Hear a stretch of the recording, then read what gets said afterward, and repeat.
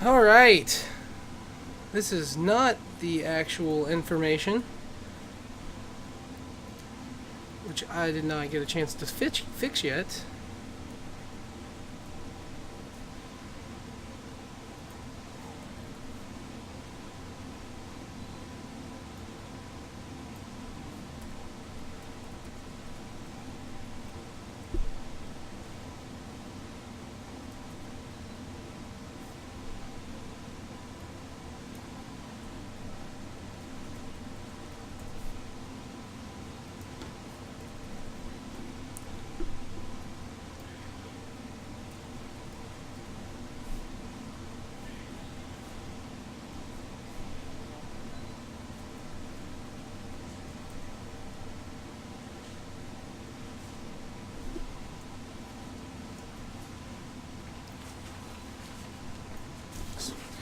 Alright, so that's not how you spell David Black's name. David Blackle. There's not an L at the end of your name, I don't believe. So here we are in round one of our modern Star City Games Invitational Qualifier, Preliminary Pro Tour Qualifier. We had, I think it was 36 players, I want to say. And we're going to be playing what I believe is 6 rounds of Swiss, followed by a cut to top 8.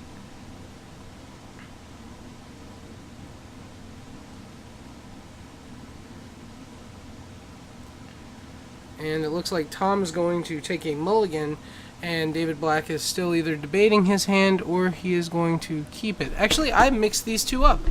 This is going to be very confusing, as the left side of your screen looks like David Black took the mulligan, and yeah,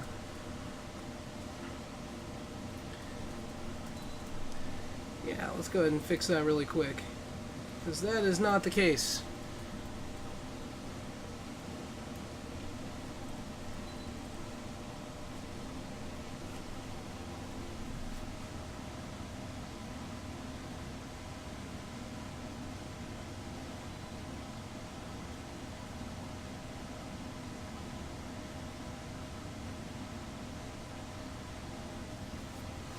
Alright, so both go to 6, and they are ready to get this tournament underway here. See if their 6s hold better than their 7s did, as both players really hope they don't have to go to 5, as nobody wants to start a lengthy tournament going to 5, and unfortunately it looks like David Black has to.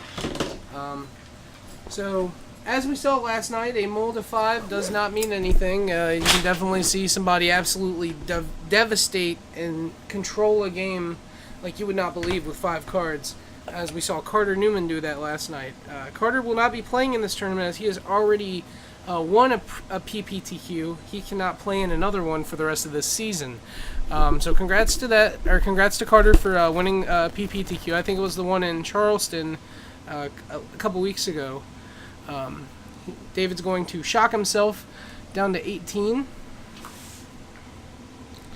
And he's going to probably play an 8th revival. Well, that is a pretty good start for Merfolk here, as he's going to lead out with his one of his best cards. The best one, I think, anyways, on turn 1, as Tom answers with a Black Cleave Cliffs, passing the turn back. David's going to add a charge counter for certain and draw a card.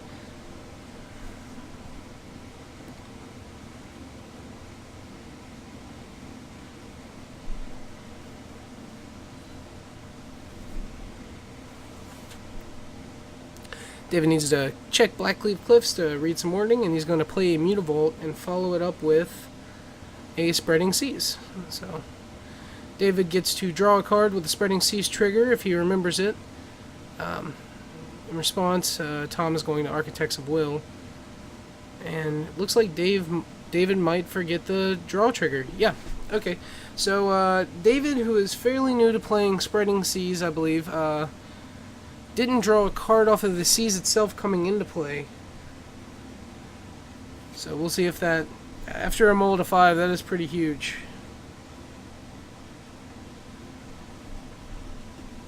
Blood Crypt coming down for Tom. He's going to eat 2 going to 18. And he's just going to pass. It looks like it's going to be a cycler of some sort, and he's going to move his... David's going to move his Aether Vial up to 2 counters so he can start casting his Lords at instant speed. That Glacial Fortress does come into play untapped because David has a Hallowed Fountain, which counts as a plains and an island. He's going to run out Thassa, God of the Sea, and put a marker on top of his deck to show where... to remind himself.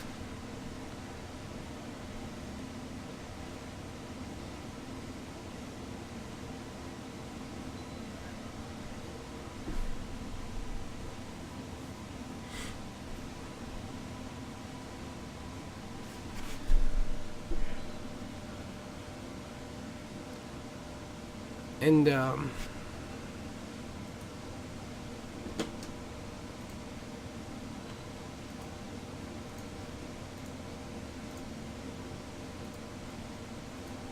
yeah, it says that we're streaming, but I don't see us actually live right now, which isn't really a good thing. I'd much rather see that we're live, but it doesn't look like we actually are, which is a little weird.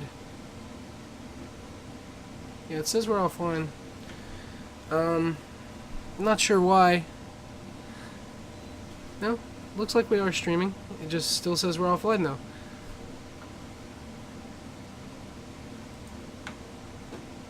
Looks like Fulminator Mage is going to come down to pop Mutavault after a shock from an overgrown tomb. So Tom goes down to 16 and handles Mutavault. David's going to scry using his Thassa, and right now he's trying to find some kind of answer before Tom gets too many creatures in the graveyard to return them all with Living End.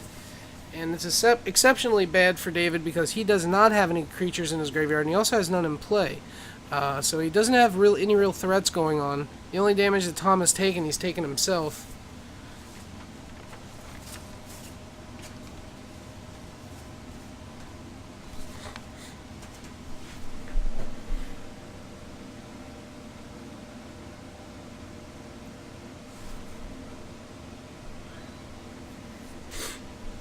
Looks like it just took a while for us to show up, but looks like we are now on stream or on Twitch.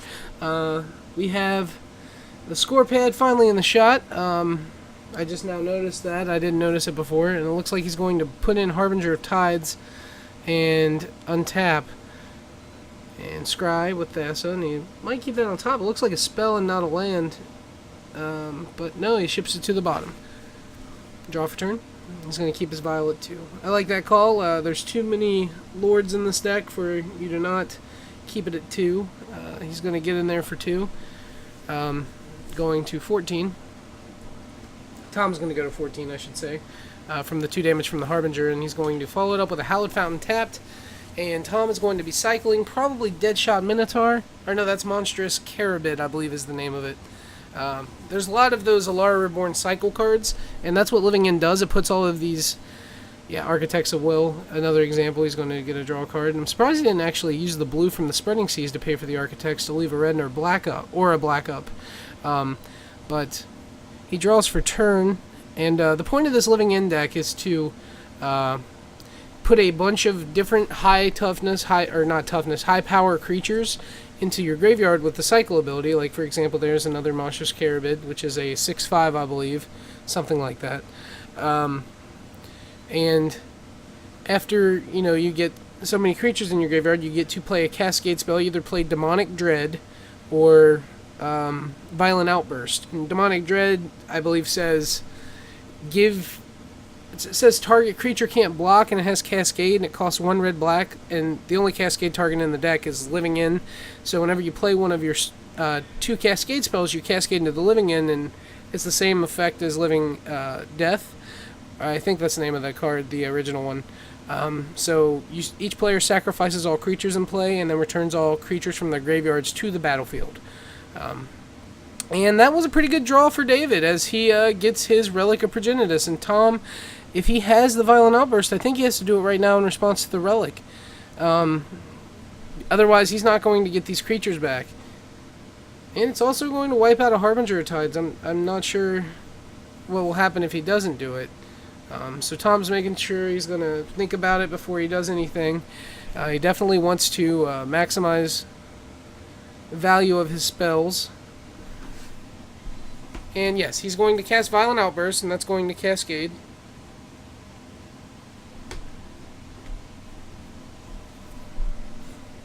Into Fulminator, followed by Living In. Alright, so we don't have to wait too long for the Cascade to happen, as it's right there.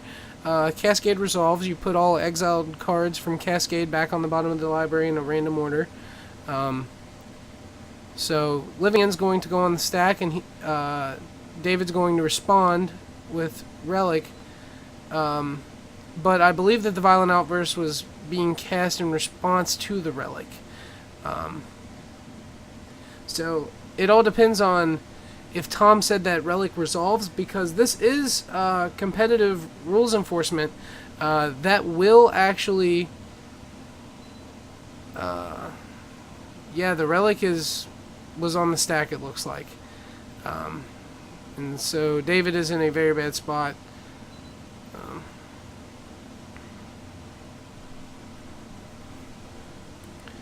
Now that he has all of this toughness worth, or all this power worth of creatures. Yeah,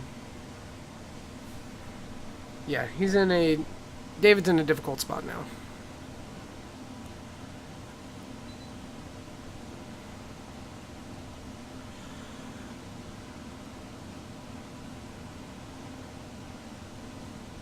And Tom gets to look at the top three, and I believe he gets to put them in any order he wants with the Architects of Will, so it doesn't really... As long as he puts the best card as third down, that's all that matters, because Thassa can scry the top card to the bottom. So...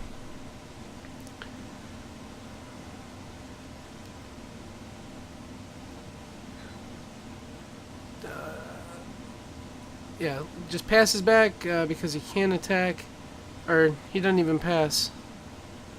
He did at an instant speed to the Relic. So, it's actually David's turn, which is even worse, because now that is lethal. Alright, so both players for a split second, including myself, forgot whose turn it was. But looks like Tom got that one easily with the might of Living In. As they go to the sideboards, it looks like that David's probably going to bring in Rest in Peace. He does have another Relic of Progenitus. Ghostly Prison might not be the worst card, just to put it in and take out dead card, like maybe Spellskite. Spellskite's not too great. The Harbinger Tides, like, they're creatures, so it's really tough to cut creatures, but that one I think is debatable, perhaps. The Spreading Seas, if you have a fourth one on the board, which it doesn't look like he does, but that would be a really good card. So yeah, I think that David's going to probably put in Ghostly Prison, Relic of Progenitus, and Rest in Peace. And Tom, on the other hand, he has some chokes in his sideboard and Slaughter Games. He also plays Ingot Truer that can destroy an artifact. I doubt he's going to bring that in, though, since David only probably plays... I guess he saw a Relic, but all he sees is Vial, and I'm not sure that you can cut enough cards. But yeah, so I think chokes definitely come in for Tom, and Rest in Peace, Relic of Progenitus, and maybe Ghostly Prison comes in for David. And it looks like David actually did 4 cards, so he might bring in some number of Spell Pierce or Supreme Verdict, Unified Will, something of that nature. So we will find out very soon, as long as the players draw their sideboarded cards, as they take a few more minutes to sideboard. We're at the Star City Games Invitational Qualifier and Preliminary Pro Tour Qualifier for, I believe it's Pro Tour Milwaukee. And it is going to be so much fun today. We're going to have Magic all day today. And who doesn't like a day filled with Magic? We're at the Hometown Hobbies in Huntington, West Virginia. It's a wonderful place to play Magic. And you got to say, if you're ever in the area, you should come on down, as we do these kind of tournaments all the time. Our players like them, and we like to keep our players happy, as that is their satisfaction is our #1 priority.